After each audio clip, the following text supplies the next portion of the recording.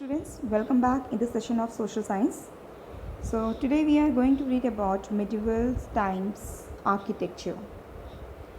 So at the starting of the introduction part, medieval period monument that still holds its grandeur.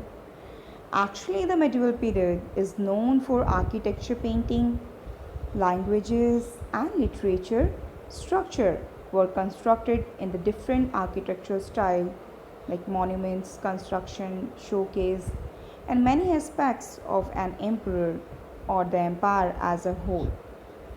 It was expression of art, aesthetics, and political power, construction of forts, capitals, cities, gateways, mosques, temples, or tombs all brought name and fame as they were considered as testimonies to the power and wealth of the emperor. So this is very proud feeling, like every year the Prime Minister of India hoists the national flag at the Red Fort. So as we are talking about architecture of medieval period, so what kind of skills and style of monuments at that time?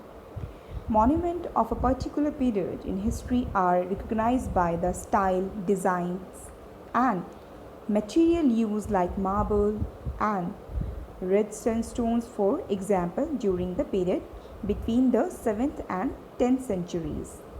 The building's construction style underwent a change as more rooms, doors, and windows.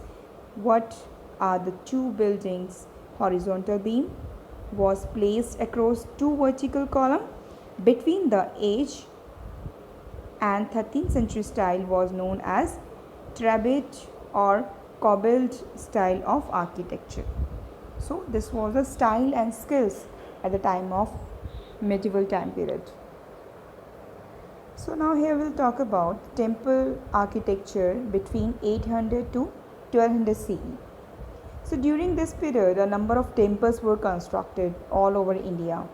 Temples housed images of deities and they served two-folded purpose. One is they became place for worship, and second, they provided patronage to dance and music and also became seats of learning. Dilwara temple at Mount Abu in Rajasthan was done in pearl white marble. Apart from this, the Chandelas built the famous Khajuraho temple. They are famous all over the world for their sculpture.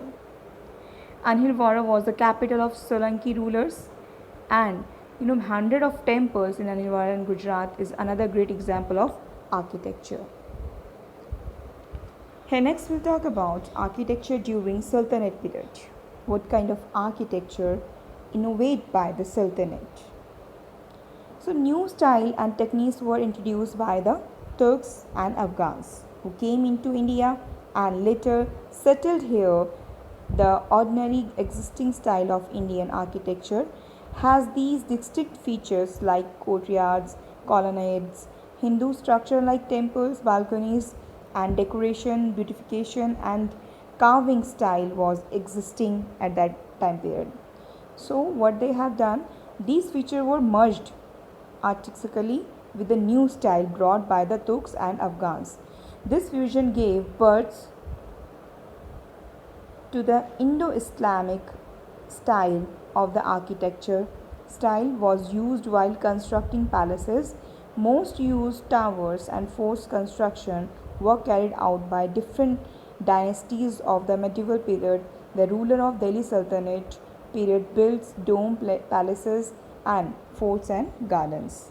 So this is all about the architecture during the Sultanate period. So students, this is all for the session. Thank you so much.